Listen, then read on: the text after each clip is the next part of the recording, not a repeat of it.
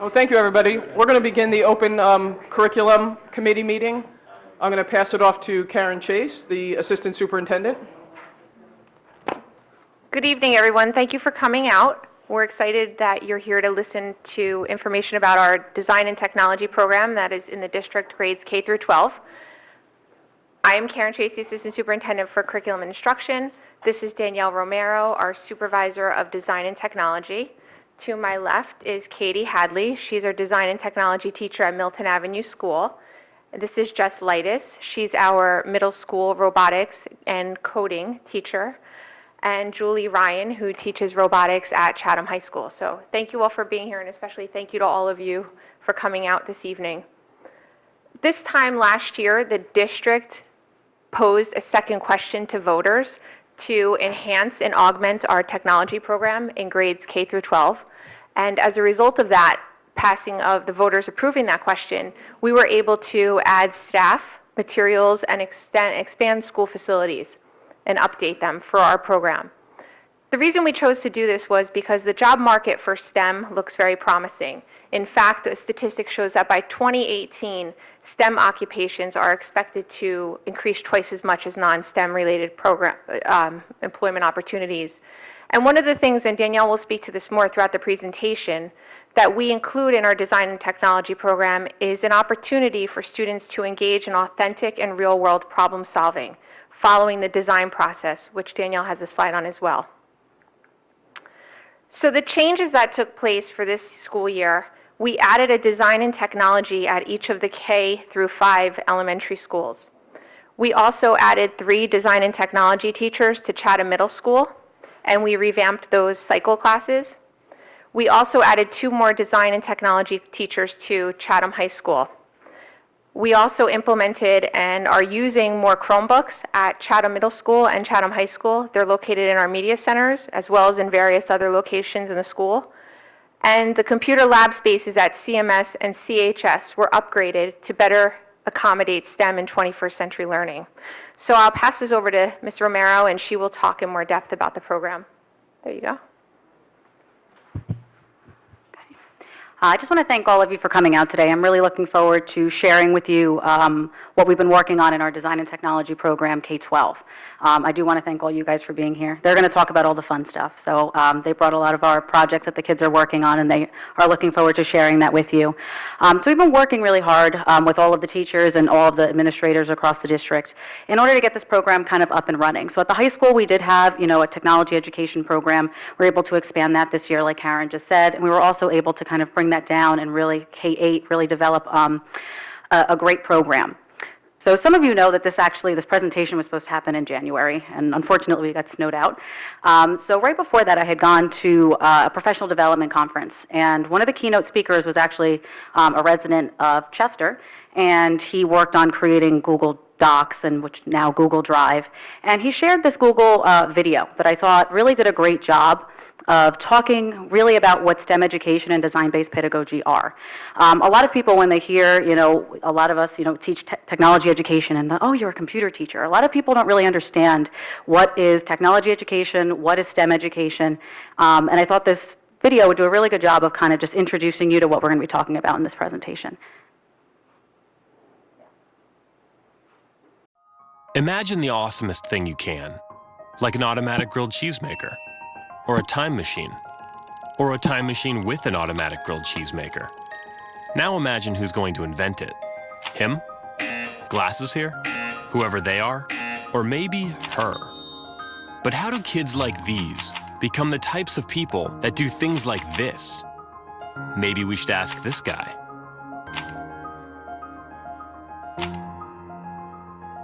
Knowledge is heavy. Sometimes it's a limit to have new ideas. That's the problem with the old schooling, because they were teaching answers. I believe questions are probably more important today than the answers. Erno's cube is a question waiting to be answered. And when the right person finds the right question, something amazing happens. They start seeing the world as it truly is. Not a place to be memorized, but a place to be figured out, flipped, turned, twisted, and ultimately made better forever. Today, she may be an octopus, but help kids like her fall in love with problem solving, and they will embark on journeys to become scientists, artists, engineers, designers, inventors, or something no one's ever been before, but you can bet we're gonna need. That's why moments like this, Go! and this, and this, and especially this, are so important. Because there are companies to found, planets to walk on, time machines to invent, a future to be made amazing. We may not know what it's going to look like, but we know who's going to do it.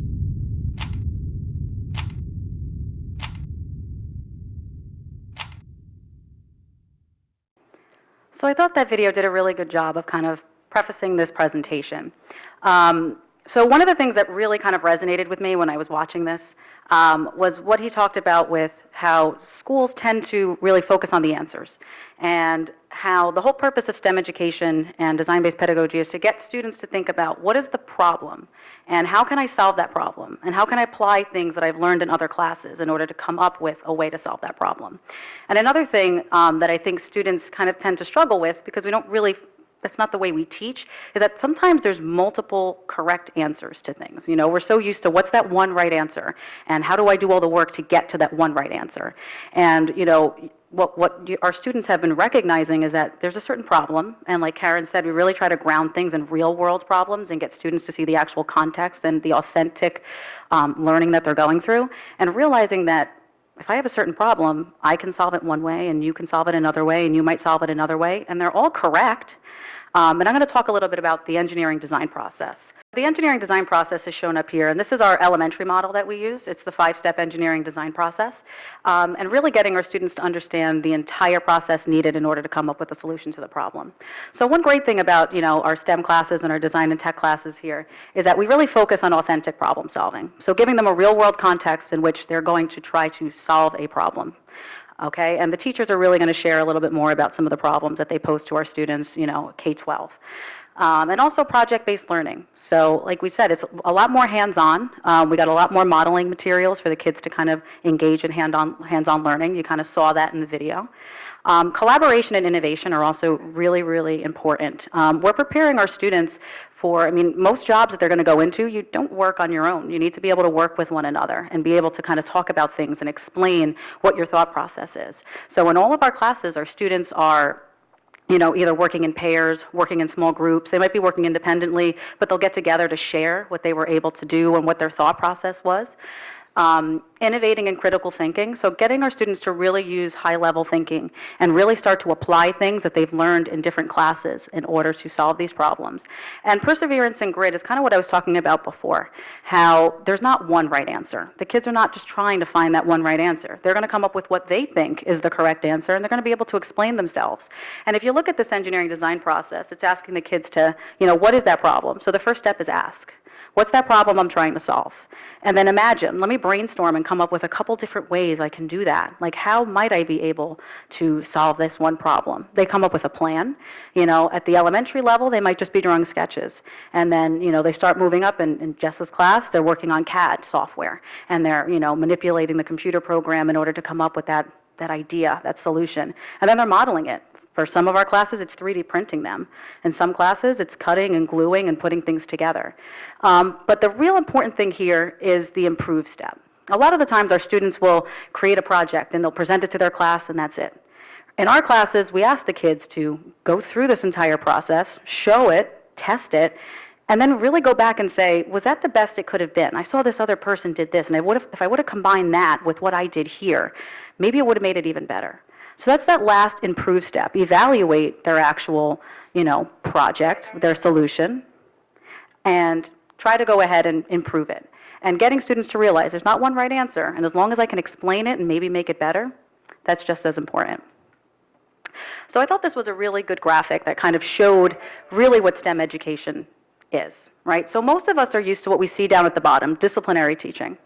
And we'll learn certain subjects in certain classes from certain teachers, and we'll get up and we'll go to the next class, and we'll learn another subject from another teacher. We don't really see how those classes or those disciplines interrelate and how they are interdependent on one another, or how I can apply them in other situations, okay?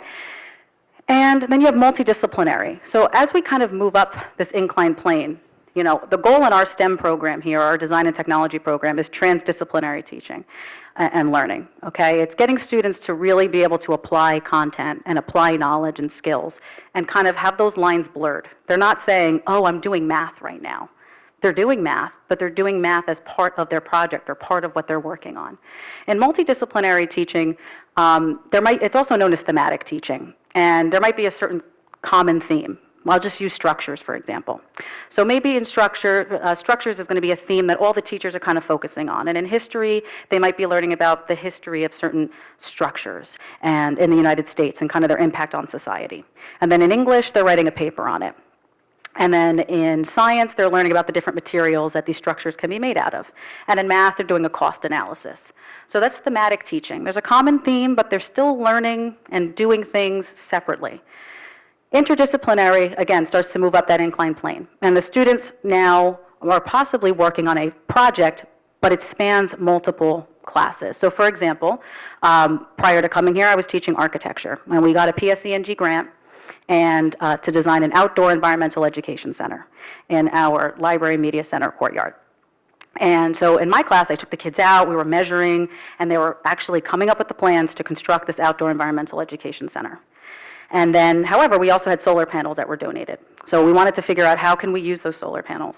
And then we had the kids in math class go out and figure out what is the proper angle that sun's going to come in, and how should we design the pitch of the roof. Okay, so again, using separate classes, but really integrating it all in one project. Now, transdisciplinary is bringing everything together. It's what they're working on in our classes here. The lines are blurred. They don't understand that they're working on math now and that this is science. They're all together and they view them as one big subject area. And again, that's the purpose, and that's really what we're aiming at doing here in Chatham. So now that's kind of a basic, introduction into what STEM education is, and that it's an approach to teaching and an approach to teaching and learning. So a little bit about our program here. Like Karen said, this year we were able to add a lot more to our program and really expand and be a K-12 program. So at the elementary schools, we have one design and technology teacher at all the elementary schools. Every single student, grades K through 5, participate in a design and technology class. And the K through 3 schools, it's once per week. They'll go into the design and tech classroom and they'll work in those classes. And then in Lafayette, it's once per cycle, which might be one every 6 or 7 days. And then, so each grade has a specific theme that the students focus on in working through the engineering design process and working through these STEM activities. So in kindergarten, the main focus is a home for all seasons and habitats. And then in first grade, the main focus is agriculture and biotechnology. And in second grade, it's our environment, our health. You get the picture. So each one has a different theme that the students are focusing on. When you get to the middle school, we have 2 cycles per grade. So students can elect to take these classes if they're interested in them. Integrative STEM, or iSTEM, which is one of our 6th grade classes, is actually a required course that all 6th graders will take. And that really gives the students the basic understanding of this whole problem-based and critical thinking, inquiry type of learning necessary for them to be able to kind of be successful in all of our middle school classes as well as in our high school classes. Robotics is our other 6th grade class. Jess will talk a little bit more about that class. That students can elect to take that one. We have CAD, or computer-aided design, in 7th grade, Grand Design Challenge in 7th grade, and then we have app design and coding as our 2 8th grade cycle classes that are available at the middle school. This is our current high school program. So this year we were able to add 2 new classes, which are the 2 that are starred right here. Short films and design studio are actually 2 senior level classes. They're really like a capstone class. So if you take a look, they are color coded. So up on the top are the blue classes, and those are kind of our video production type of sequence. So if students are really interested in that, they can start with website design and end all the way at short films their senior year. That's where the Pulse is created, if any of you watch the Pulse. Connor Henderson does a great job with that program. Short films, we started off with about a couple of kids in that class this year, about 12 kids. They've done a phenomenal job, and actually we sent 2 of our kids to finalists at the Kent Place Film Festival, and one of them just won. We just found out that she won. She did a great job. And so we're entering those kids in a couple more film festivals this year. Our purple courses are our engineering and architecture strand. So if students are interested in engineering or architecture, they can follow along with that course sequence. And then down at the bottom, the yellow ones are our computer science courses. So, and we're making a couple of changes to that, and at the end of the presentation, I'll show you some of the new courses that we were able to add to our program of studies. A couple of new things that we were also able to add, with being such a hands-on program, we need to provide our students with more modeling materials, right? So I was talking about how we have 2 brand new 3D printers at the middle school. We do also have one up in our high school program. We also added a vinyl cutter and a laser engraver to the middle school. So this allows our students to not only come up with the design of those solutions, but actually model them and go through that last part of the engineering design process and test them and evaluate them. Another thing that we were also able to do is educational technology. So I had mentioned the difference between technology education, which is what we call design and technology here, and our educational technology, which is using computers and the internet and other technological tools to assist in learning. So educational technology tools, we were able to add EduTyping as our online typing platform for students in grades K through 5 in order to get them used to manipulating the computer, utilizing, learning how to type. Google Classroom is something that we've actually started to integrate as well. All students starting in 2nd grade up to 12th grade have Google accounts, and the teachers have started to use this online course management system in order to provide a lot more like digital learning for their students. And as Karen had mentioned earlier, we were able to add a lot more Chromebook carts. So our students are really starting to use these across the curriculum, not just in our design and technology classes, but across all of their different classes are able to use these Chromebooks. This year, we were also able to expand a couple of existing initiatives. So we did have a Technology Student Association up at the high school. We were able to expand that so that students are able to participate in more design competitions. And then the Hour of Code was something that we actually were doing as well. And this year we had all students K through 12 participate in the Hour of Code. At the elementary school level, our students were using the Chromebooks in the library, and our librarians helped to facilitate the Hour of Code with our elementary school students. And then in the middle school, we had it going on in the science classes, and up at the high school, we were doing it in the math classes. So this year, we were able to get full participation in the Hour of Code district-wide in December. And you kind of see him sitting up here, but this is our newest edition. I believe if I go back, we also got a large format printer and plotter that was courtesy of the Chatham Education Foundation grant that we got this year up at the high school. And Winston, who is sitting up here, and Jess will introduce you to him in a little bit. Hello, my name is Winston. There he is. So Winston was also courtesy of a Chatham Education Foundation grant. And Jess has started to integrate that into her robotics and specifically her coding classes at the middle school. We did a big naming competition, and the kids came up with about 15 or 20 names that they wanted him to be called. And then they voted, and they chose Winston, and Darwin came in 2nd place. So he's Winston Darwin now. So Jess will introduce you to him in a little bit.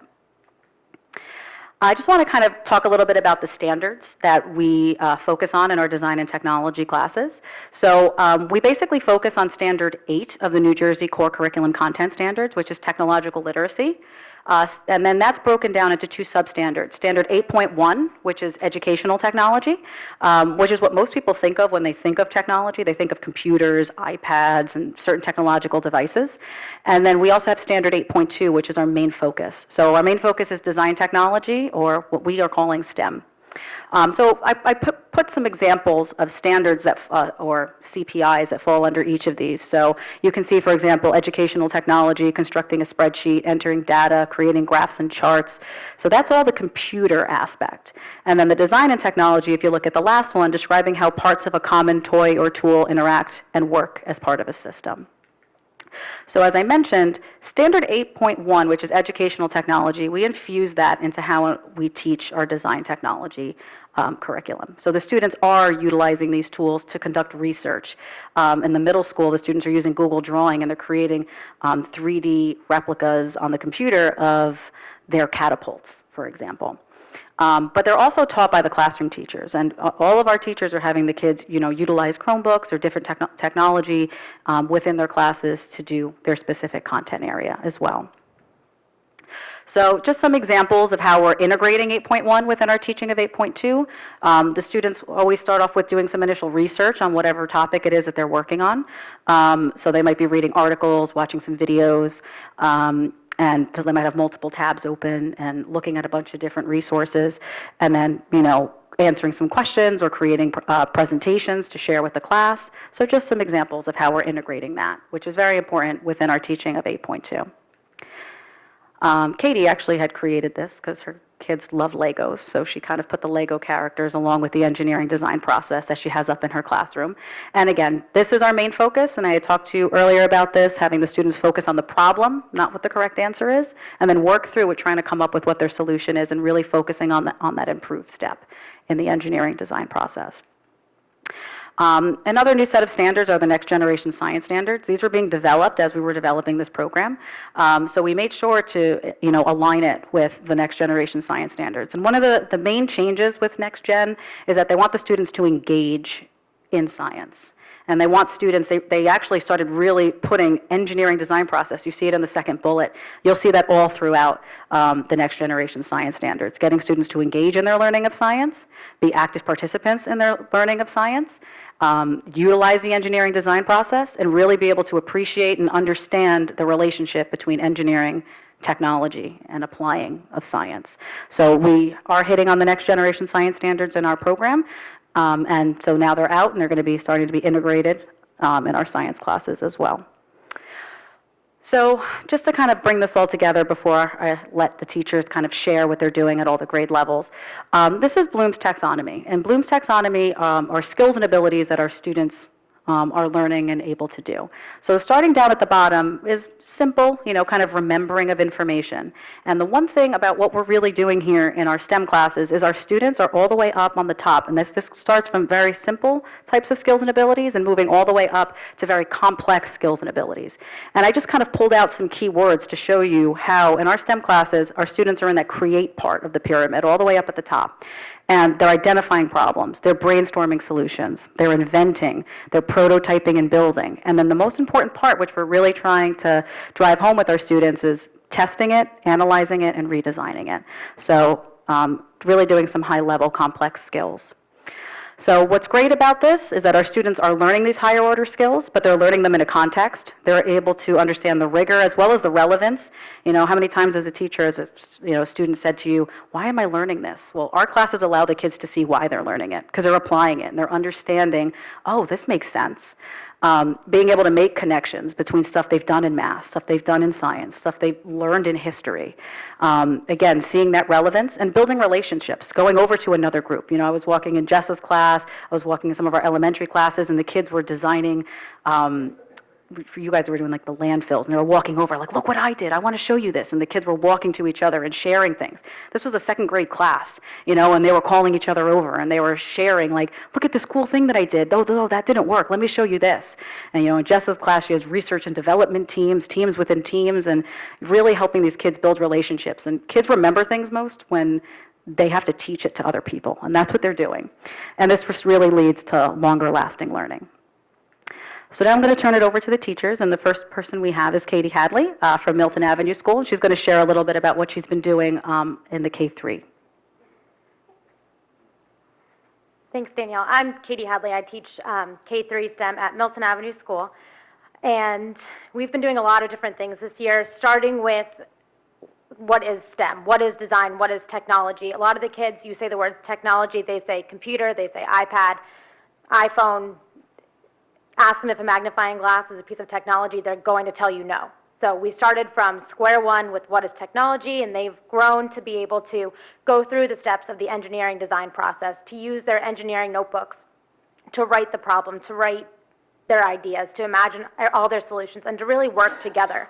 So after we got what is STEM out of the way, we kind of started slowly learning what the engineering design process was. There's 5-year-olds in the program, there's 8-year-olds in the program. So obviously it's a brand new program. So starting from square one with everybody in each grade was definitely a challenge.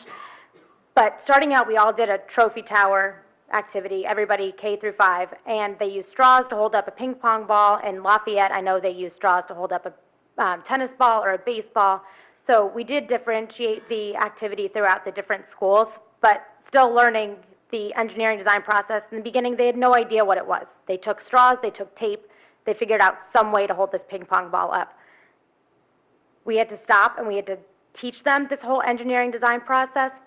With kindergarten, we did an activity called Save Sammy, and the kids had to figure out a way to help Sammy the spider escape from Larry the lizard, and they could only use pipe cleaners, no tape, no popsicle sticks, just pipe cleaners. And this was one of the ways that we helped save Sammy, and actually when they finished their projects, I had a big piece of bulletin board paper at the front of the room, and we measured how tall each of the structures were, and we talked about why these worked better than other ones, why some couldn't stand up on their own, and then we went from there and with group discussion. First grade, we talked about the 3 billy goats gruff and how to save the 3 billy goats. So some groups created rafts to get back across the river, some groups created a zip line to get back across the river. Same thing, they had to identify the problem and think about ways that they could help the 3 billy goats, Sammy the spider, solve the problem. Second grade, we talked about the 3 little pigs, bringing the literature into the classroom. So we read the 3 little pigs, and we talked about, all right, the big bad wolf is coming back.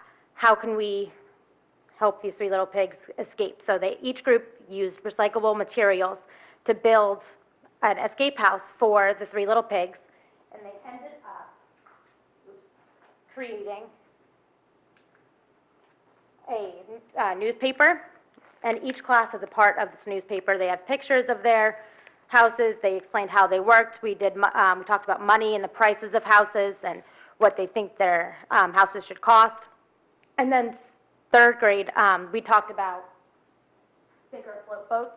And we said, okay, we have a problem. You've discovered a buried treasure. How can you get as many pennies as you can back to land? So this boat was made by 4 third grade girls, and it actually held 89 pennies. So it was by far the most out of the entire third grade, but that was pretty impressive. After they kind of got this whole engineering design process down pat, we talked about problem solving, teamwork, building confidence, and every day they're like, they ask, can we pick our own groups? Do we get to work together? Are we working by ourselves? And they've grown to the point that they don't complain who they're working with. They want to work together. They want to be successful with each other. So we've graduated now to thematic units. If you can see pictures, Danielle talked about the thematic units in K-5 a little bit earlier. Kindergartners, there's pictures of them making birds' nests. The birds needed a place to live. What could we build to help them have a habitat? Second grade is focusing on water pollution right now. They're doing research on recycling. They're learning how to make our environment a healthy, happy place. First grade in the bottom right are building agricultural tools. There's a new crop that they had to harvest, and there was no tool that they had to help them harvest this crop. So they made their own crops, and they made different tools to help them discover a little styrofoam ball crop from the sand. And third grade is talking about water conservation, and cleaning water treatment. Their big project that they just finished was creating water filters to clean dirty water, and we tested the pH of the water to see if our activated carbon and our materials did, in fact, do the job to solve the problem. So this is Lafayette for 4th and 5th grade. Unfortunately, Kyle couldn't be here today, so I'm going to kind of just share a little bit about what he was doing. So in the beginning, like I mentioned, the students gained access to Google accounts and, Google apps for education. So, he used the beginning part of his class to have the kids focus on conducting research for their specific topics. So in 4th grade, it's solar energy and renewable energy, and in 5th grade, it's transportation and infrastructure. So he had the kids conduct research, watch some videos online from sites that he had already pre-selected. He had them learn how to use Google Drive and Google Docs to answer some questions. Then they used the data that they got from their research, and they went on to Google Sheets and learned how to create charts to really represent the data the best way they could. And then they learned how to use Google Slides in order to present the data to the rest of their classmates. Similar to what Katie was saying, our students here right now, they all have kind of the same baseline. So every year, we're obviously going to be changing up kind of how we move through the program, but they also started off there with the trophy tower design. They did use a different, object that they were going to be displaying, and they were doing a little bit more research into, what makes a strong foundation. Like we mentioned, they're using like straws and paper and tape. And what is adequate support? And he was really trying to link this into some real-life scenarios and real-world problems that they could be solving. They also did a watercraft design, focusing on buoyancy, displacement, and weight distribution. So those are just some photos of the students. And then recently, I was actually just in the classes, the kids were using the Makey boards that we had and learning about circuitry. So he did a tennis ball activity where the kids kind of started off with watching a quick brain pop video to learn about what circuits are. And then they did a hands-on interactive activity where they all stood in a circle, and then they all had a tennis ball, and that was the current, and they were passing the current around and seeing how that actually worked, and then translated that into creating a circuit using the Makey boards and simple aluminum foil in order to control video games. So I walked in, the kids are playing Pac-Man, and they're using their Makey boards and their different controllers that they were able to create in his classes. And now we have Jess at the middle school.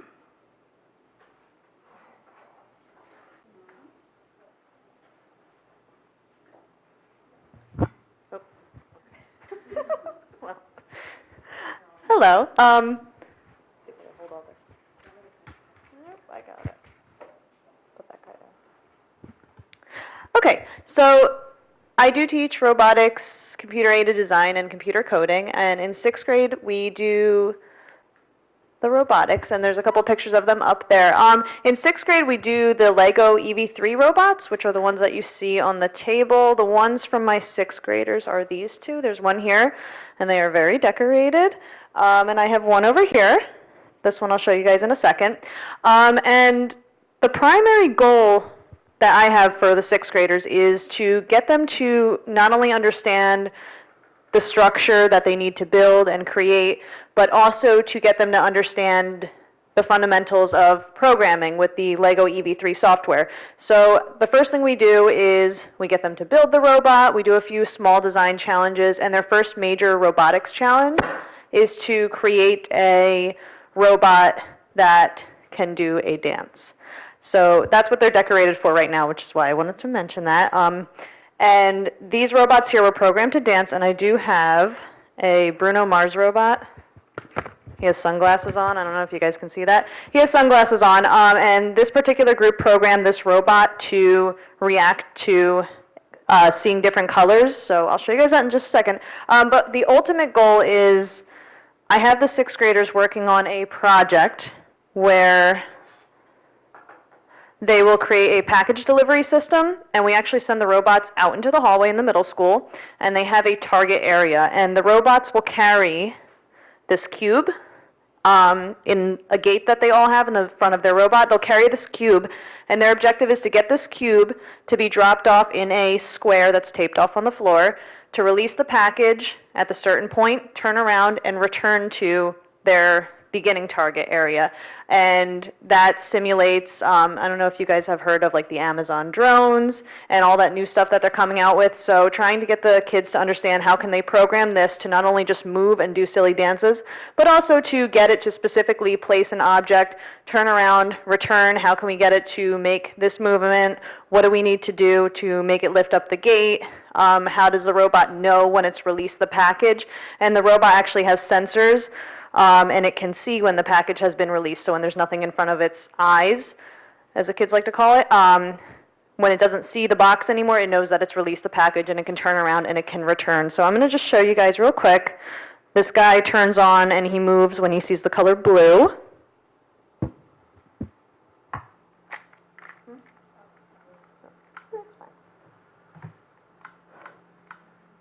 So right now the program is running, and if I hold up the blue color, I can hold up any other color, it won't react, but if I hold up the blue, it runs my fingers over, and it'll start moving, and it does do a dance. And I know this piece fell off, but got a little beat up in the bag. So it does do a dance, and this is one of the ones that they programmed to dance with. So I'm going to put that guy back down. And they will go through the entire design process for that project as well as the package delivery system, and they do the reflection, and there is a lot of, again, teamwork and collaboration. They're always checking out each other's programs. How can I help you? How can you help me? And they do talk together amongst the different groups to see who needs help and where they can, I guess, give some valuable feedback. In CAD class, this is CAD, we do 3D modeling in the computer, and in CAD class, I wish I had it to show you guys, but I did have a 3D rendering, and unfortunately it was not coming up on the computer. But we do a big project. This is the project that Danielle mentioned. I break the students up into research and development teams, engineers, and project managers, and their goal as a classroom is to create a class set of Legos. And this class set of Legos, they have to be able to snap their Lego together with their classmates' Legos. So in order to do that, they have to research and find very specific measurements for their Legos. And not only that, when they do get them to snap together, they're actually creating a design that they determine before right at the beginning of the project. They're actually redesigning the letters CMS with a special symbol or character, and they're kind of making a little sign. And if everything snaps together, they will be able to assemble this together as a class if their measurements are all correct. And I do have in my hand, since I can't show you guys the 3D rendering that I want to show you, I can pass this around. The black ones here, if you guys would like to check it out, I'll put it over here. The black ones are 3D printed, and the colorful ones, the white and red, those are regular Legos. So you can see that the kids did a really great job getting precise measurements, so precise that they were able to snap together with regular Legos. So if you guys want to check that out, you can pass that around. So, and in our 8th grade coding class, our 8th grade coding class, we actually did a really cool project in collaboration with, you guys could take them apart if you want to. Take them apart, put them back together. We did a really cool collaboration project with the 5th grade class, Kyle Kermick's class at Lafayette. And I had my 8th graders create video games to help Kyle Kermick's class learn about solar energy. And my 8th graders, when they created these programs and these video games, Kyle's class actually researched facts about solar energy, sent them over to my 8th graders. My 8th graders created a fun, entertaining video game out of the facts that Kyle's 5th graders researched, and we sent those video games back to Kyle's classroom for his students to play. So it helped them learn a little bit about solar energy, and it also allowed my 8th graders, as part of our design process, to get valuable feedback from our project, not only from people within the classroom. We actually had a Skype session with the 5th graders so that they could give my 8th graders feedback on what they thought of the games, which games were fun, which ones were difficult to play, which ones they liked the most, which ones they didn't like too much, and what they overall thought about the projects and how my 8th graders could improve for the next time. And we actually recently did another coding project just like that in the previous marking period. We actually sent video games that we created, math games for 3rd graders in a school in Japan just outside of Tokyo. And because there was a very big time difference on the other side of the world, they had pre-recorded messages, and we were sending some video messages back and forth, and they did receive feedback from the 3rd graders in Japan on their video games. And I believe they created Pac-Man math games, my 8th graders, and that's what we sent over to Japan. So they had a chance to play that and get a little bit of feedback from the 3rd graders and see how much they like the game. And also, our newest addition to the 8th grade coding class in the middle school is Winston, which he already said hello to you guys. Winston is beginning to be programmed by our 8th graders, and they've been working on getting him to do, he's been doing the morning announcements with our 8th graders. They've been coding him for that, and also working on filling up his artificial intelligence with different responses and different reactions to different stimuli. So if you guys give me just a second, I'm going to see if I can get Winston to talk for just a second. Let's see if he'll... Hey.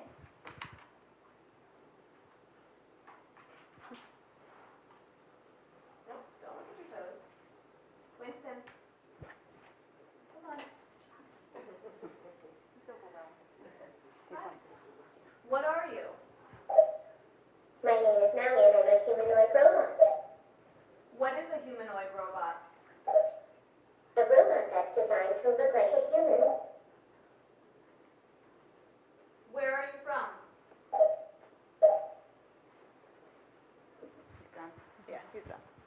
So we are working on his artificial intelligence and filling him up with different responses to certain questions and things. So those are just a couple things that we have in there for right now.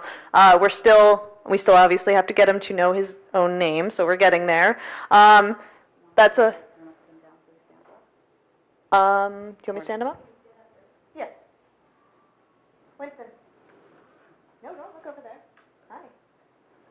Can you stand up? Can you stand up? Nope. Looks like no. I don't think so. Stand up. Can you stand up? Do you want me to stand up? Yes. All right, here I come.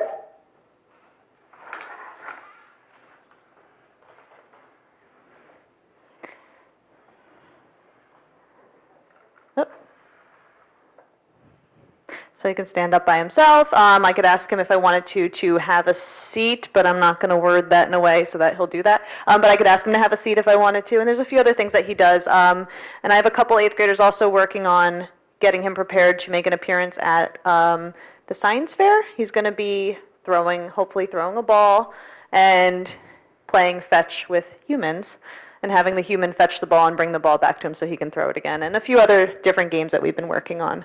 So that's what we're doing in the middle school. And pass this up to Julie. Great. Oh, thank you. Good evening. I'm Julie Ryan. I am one of the technology teachers at the high school level. Currently, I am teaching our CAD 1 class, so computer-aided drafting and design, our intro to robotics, as well as website design. So we have a lot of courses at the high school. We're really growing and evolving together, discussing our vertical articulation with our K-8 program and how we're going to bring that up through the high school level with the more advanced classes. So currently, my courses are a little more introductory, but once just the students start to come up with this robotics background, with this coding background, I'm foreseeing that these classes are going to grow and evolve as the years go on. So on the screen right now is just a couple examples of projects that we're doing in the Introduction to CAD class. It's a little dark, the image on the left-hand side, but I give the students about 13 different parts that they have to recreate in CAD, including the body of a train, the stack, the cow plow, its wheels, the assembly for the wheels, and then they actually have to go ahead, create a full assembly, so bringing all those files together, making them connect, and then they actually create a packet or a tutorial of the parts that they created so they could then pass it to the students after them. So if their parts are precise and they've done everything properly, the next group of CAD students could come in, use their tutorials, and recreate the exact same process. So that one's a little more structured. They're coming in, that's their first real assembly project, and they're learning the fundamentals of CAD, why it's so important, how we use it in the engineering world, the design world. And then we jump into a little more free-forming, letting them be a little more creative, and a little bit of an introduction to the 3D printer. Fortunately, 3D printers are not immediate. It's not instant gratification and you just get a project right out. They take a little bit of time. So with 50 or 75 Intro to CAD students, we're not able to print every single project we could ever make because we'd run out of a school year. But this project, we kind of set it up as a class competition. So I told them that I wanted them to create a phone stand, a creative-looking phone stand to sit on their desk and be a tinker toy, get something to start a conversation when someone comes up to your desk, but it to serve a purpose. So we're also connected to our devices and our phones, that why not have it sitting, staring at you at a proper viewing angle, so we're not straining our necks any further than we already are, so we're not hunched at our computer, so that when your phone does light up, even though they're not supposed to use them in school, it's a quick glance and you know what's going on, and then you can go back to your work. So the students created a variety of things, whether it be what looks like a human with a pack on his back to hold its phone, or the two examples of the elephant and the minion from Despicable Me, that would allow it to sit at the proper angle for viewing. And they determined that, again, like Danielle Romero was saying, they're using math in class, they're not realizing it. We're talking about cosine, and they're like, how are you fitting this into this class? This was supposed to be fun. You're making us do trig, and it's evolving, and they're seeing an application for it, and it's becoming very challenging, insightful, and creative. And then at the end of this project, we brought them all up on the projector. They saw the entire class's designs. They talked through them, what they liked about them, what could have been done better. And then they voted on them, and anyone who wanted to print them did. But we printed the top 3 designs in the class, so they had something to walk away with, something to show students around the school what's going on in the tech classes. And then, in theory, have something to sit on their desk at home to hold their phones. We also brought in the CAD 2 teacher who has the 3D printer in his room, Jason Mariano, and we talked through what steps we would need to do to improve these, how the 3D printer works, and what process might need to be fixed. The Minion has little pieces of hair sprouting out. They weren't quite big enough for the 3D printer to replicate. So the students went through and modified them, talked with Mr. Mariano about what could go on in CAD 2 to get them evolving through our classes and keeping them in the department to see even more applications of CAD. And then in our robotics class, we're also using the EV3 platform, which were courtesy of the Chatham Education Foundation, a grant we received last year to bring them into the classroom this year. And we're using the same platform that Jess is using in the middle school. We're doing very similar challenges in the beginning, making sure they're understanding the basics of programming and breaking down those basic ideas, the big ideas. Giving them a problem, being like, you can't think you're going to solve that problem day one. You have to break it up into steps. Solve those steps, go through that design loop for each of those steps with your partners, and then come up with a solution. So some of the projects that you see were on the left-hand side. They're using sensors to follow the line. So I tell them your robots have to go through a factory. They have to follow the line on the factory to make sure they don't take out workers or different warehouse structures. I don't think my students eat up my cheesy design challenges. Like the middle school students, they're just like, make us just follow the line. We don't need to hear your backstory. But they go through, they determine how to get it around sharp angles, what precision needs to be there in their programming, and then they move on to more advanced projects. So the 2 you see, just little creatures that you can kind of make out of the Legos.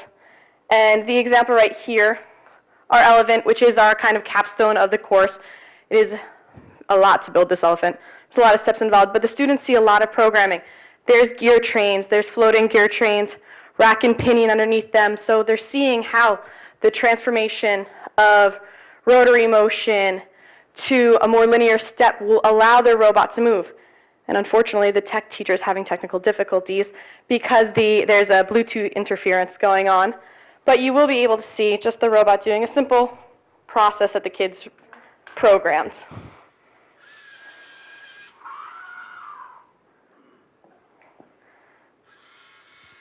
So this robot on a good day does actually walk. So they had it programmed so it would walk, make its elephant noises, and actually go to a specified location and pick up what looks like a little toy. And then the students went a step further, and they told me that they wanted to create something to control this, so it wasn't just in a pre-programmed one doing what they told it to do from the computer. They wanted to be able to control it as it was moving.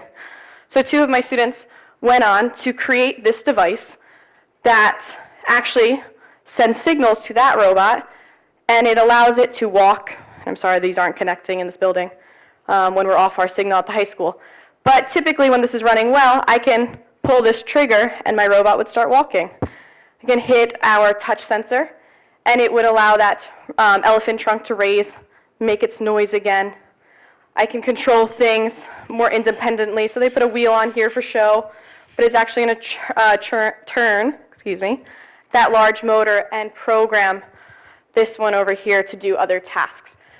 So it was very exciting to see not only like I gave them just the Lego elephant at first, but them to go steps further, what they wanted to do, what they wanted to create. And this class really allows them to evolve, build, and continue on. I did not put pictures of website design on there because you don't need to be reading code in the evening hours. But the students are really learning. I proofread a lot of code during the day.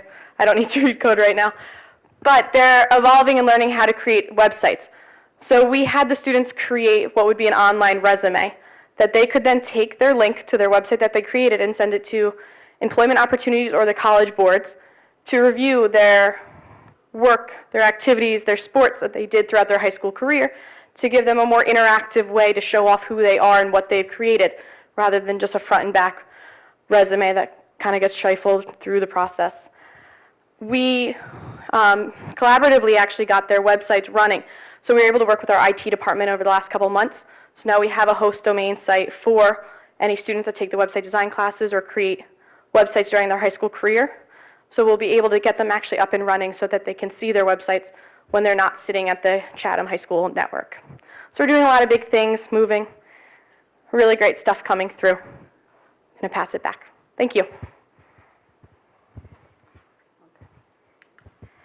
So I just wanted to talk a little bit, I just wanted to thank everybody, for coming and showing off a lot of the great projects that our students are doing. So as Julie had mentioned, we're continually revising and updating our curriculum based off of what's coming from our K-8 program. So, we're making changes at each level, adjusting the rigor based off of students' prior knowledge and experience. We also were able to successfully add 3 more classes at Chatham High School for next year, because this current year we've made a lot of changes K-8. So next year we're adding 3 new courses up at the high school. The first being animation and movement, which is a new computer science or coding class. And it's basically an introduction to computer animation programming. We got a couple more of our little Winstons that we're going to be using. The students are going to be using that as a platform in order to do computer animation programming. And it's really an alternative for those students who are not really sure if they're into computer science and who might not think they want to go on the advanced placement track. There's been a lot of interest so far, so we're going to be running a couple of sections of that for next year. Honors Computer Science Principles is another class that we're going to be adding. So this is how students can kind of explore computing and how to kind of develop problem-solving skills using computer science and programming. This actually is being developed based off of the College Board's Computer Science Principles course, which is slated to be an advanced placement course the following school year. And another course that we're adding is the advanced robotics class that Julie will be teaching next year. And this is going to really kind of be more than working with Legos. It's going to allow students to build custom robotic devices using CAD, like you saw her showing before, computer programming and construction materials such as Tetrix. And the students can actually utilize these to participate in the FIRST Technology or FTC challenges. So those are our 3 new courses. A couple of changes we're making for the following school year. We're going to change up the sequence at the middle school. We're going to make app design a 7th grade class, and we're going to move grand design challenge, which is a little bit more of a capstone class, to the 8th grade. So that's one minor change at the middle school for the upcoming school year.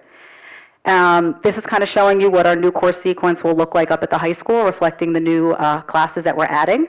So you'll see that the video production classes have stayed the same, and now we have a robotic sequence of robotics and advanced robotics. So that one being our new course. And computer science is going to undergo a bunch of changes for next year. So you have your new animation and movement class.